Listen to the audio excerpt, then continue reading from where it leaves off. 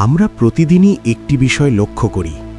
দিনের বেলায় আকাশ নীল দেখা যায়, আর রাতের বেলায় আকাশ কালো দেখায়। কিন্তু এর পেছনের বৈজ্ঞানিক কারণ কি আপনি কি কখনো ভেবে দেখেছেন? চলুন বিষয়টি খুব সহজভাবে বুঝে নেওয়া যাক। সূর্য থেকে যে আলো পৃথিবীতে আসে সেটি আসলে সাদা আলো।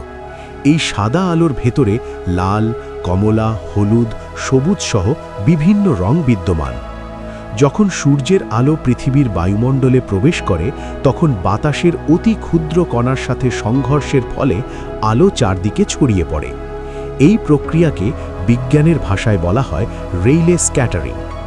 এই ছড়িয়ে পড়ার সময় নীল রঙের আলো সবচেয়ে বেশি বিচ্ছুরিত হয়, কারণ নীল আলোর তরঙ্গদৈর্ঘ্য তুলনামূলকভাবে ছোট, ফলে এটি বাতাসের কণার মাধ্যমে সহজেই চারদিকে ছড়িয়ে যায়। আপনি যেদিকেই তাকান না কেন, চারপাশ থেকে আসা এই নীল আলোই আপনার চোখে বেশি ধরা পড়ে।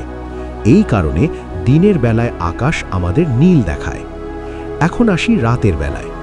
রাতে সূর্য পৃথিবীর এই অংশে আলো দেয় না, ফলে বায়ুমণ্ডলে সূর্যের আলো প্রবেশ করে না।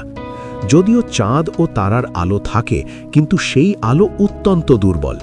এগুলো আকাশকে আলোকিত করার মতো পর্যাপ্ত নয় এবং আলো ছড়িয়ে দেওয়ার ক্ষমতাও খুব কম। ফলশ্রুত আমাদের চোখে কোনো নির্দিষ্ট রং ধরা পড়ে না, আর তাই রাতের আকাশ কালো দেখায়। সংক্ষেপে বলা যায়, দিনের বেলায় সূর্যের আলো বায়ুমণ্ডলে ছড়িয়ে পড়ার কারণে আকাশ নীল দেখায়, আর রাতের বেলায় সূর্যের আলো না থাকায় আকাশ কালো দেখা যায়। আশা করি আপনি বিষয়টি স্পষ্টভাবে বুঝতে পেরেছেন। ভিডিওটি উপকারী মনে হলে লাইক দিন এবং আরও সহজভাবে বিজ্ঞান জানতে চ্যানেলটি সাবস্ক্রাইব করুন।